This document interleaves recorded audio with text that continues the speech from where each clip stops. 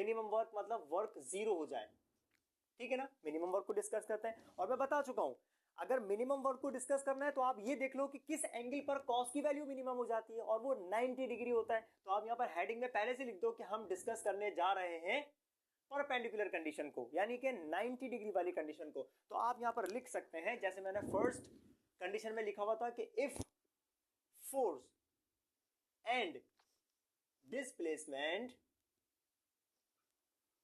If force and displacement are, वहां पर था पैरेलल और यहां पर हो जाएगा perpendicular, are perpendicular to each other,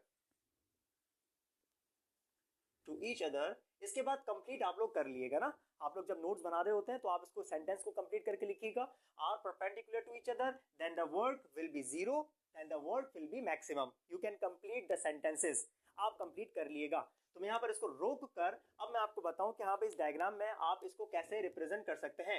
let suppose हमारे पास कोई भी एक बॉडी है, उसको आपने सरफेस पर रखा हुआ है, ये सरफेस पर रखी हुई है, आप इस बॉडी पर फोर्स अप्लाई कर रहे हैं ऐसे अपवर्ड, ठीक है ना, ये आ गई फोर्स की डायरेक्शन और ये बॉडी डिस्प्लेस हो रही है इस तरफ राइटवर्ड। तो अब आप नोट करें ये दोनों आपस में हो गए perpendicular, force is acting vertically upward whereas the body is displacing rightward. तो ये दोनों आपस में परपेंडिकुलर हो गए। तो इस कंडीशन में हम कहेंगे कि 90 डिग्री एंगल बनेगा और 90 डिग्री पर वर्क डन नहीं होता। मैं आपको थोड़ी देर में इसकी एग्जांपल भी बताता हूं प्रैक्टिकल करके। Okay, now work is equal to F D cos theta था, थीटा की जगह क्या आ जाएगा 90 डिग्री, और हमें पता है कि cos 90 की वैल्यू जीरो होती है तो कंप्लीट फैक्टर क्या हो जाएगा, जीरो हो जाएगा। आप आगे मेंशन कर दें ताकि आपको जहन में रह जाए बाद में। अब इसको हम चेक करते हैं कि भाई ऐसा कैसे हो सकता है कि आप किसी बॉडी पर फोर्स अप्लाई ऐसे कर रहे हो और वो डिस्प्लेस ऐसे हो रहा हो, ऐसा पॉसिबल हो सकता है। इसको मैं आपको बताऊं क्लियर करके। लेट सपोज मेरे पास ये मार्कर है, मैं मार्कर की बात कर लेता हूँ, ठीक है। एक इमेजिन कर लेना कोई हैवी ऑब्जेक्ट है, ये हैवी ऑब्जेक्ट है, मैं इसको कैरी किया हुआ हूं, ऐसे करके देखें। अच्छा मार्कर है, मार्कर को मैं अगर ऐसे कैरी किया हुआ, इसका मतलब मैंने अपने हैंड्स से इन मार्कर्स के ऊपर फोर्स का अप्लाई की हुई है अपवर्ड। भाई ऐसे अगर मैं फोर्स अप्लाई ना करूँ तो नीचे गिर जाएंगे, है ना। तो मैं अगर ऐसे अपने हाथ रखा हुआ हूं, ऐसे अपने हैंड्स को रखा हुआ हूं, इसका मतलब मैं अपने हाथों से इन मार्कर को मतलब होल्ड किया हुआ हूं।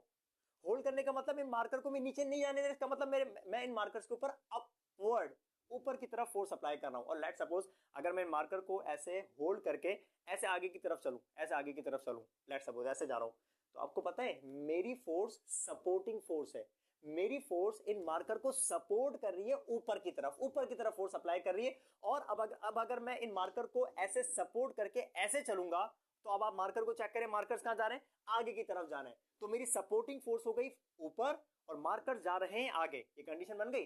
This is force and this is displacement.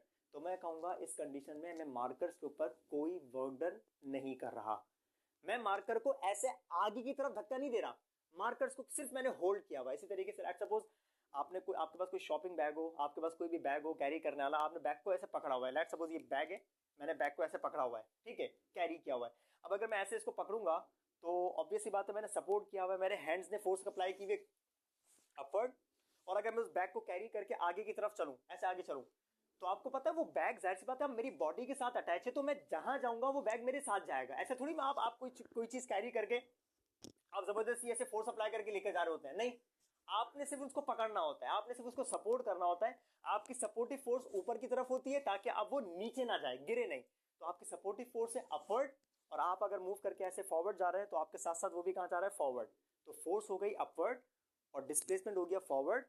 तो हम कह देंगे इस कंडीशन में कोई वर्क डन नहीं है। आप कितनी ही भारी चीज उठाकर कैरी कर मूव कर जाएं, जितना भी मूव कर जाएं, आपको बजाहिर ऐसा लगेगा मैं थक गया, मेरी सांस फूल गई, मैंने बहुत ज्यादा वर्क कर दिया, लेकिन वो आपका वर्क आपकी डेली लाइफ की लैंग्वेज में तो होगा, लेकिन अकॉर्डिंग टू फिजिक्स आपने कोई वर्क नहीं किया, आपने किसी के ऊपर कोई एहसान नहीं किया अकॉर्डिंग टू फिजिक्स। वैसे आप करते होंगे, किसी की हेल्प करते होंगे, जो भी है, आपसे कोई सामान मंगवाता होगा, आप उठा के लेके जा रहे हैं, ये कर रहे हैं, वो कर रहे हैं, जो भी एक्स वाई जेड। तो आप अपनी नॉर्मल लाइफ में, डेली लाइफ में आपके ऊपर आपको शाबाशी देने का हक बनता है कि आपने बहुत सारा वर्क किया, लेकिन according to physics you have done nothing, आपने कुछ नहीं किया, आपने कोई वर्क डन नहीं किया। तो अगर फोर्स और डिस्प्लेसमेंट आपस में परपेंडिकुलर हो जाए तो वर्क हो जाता है जीरो। अब हम बात करते हैं लास्ट कंडीशन की, एंड द लास्ट कंडीशन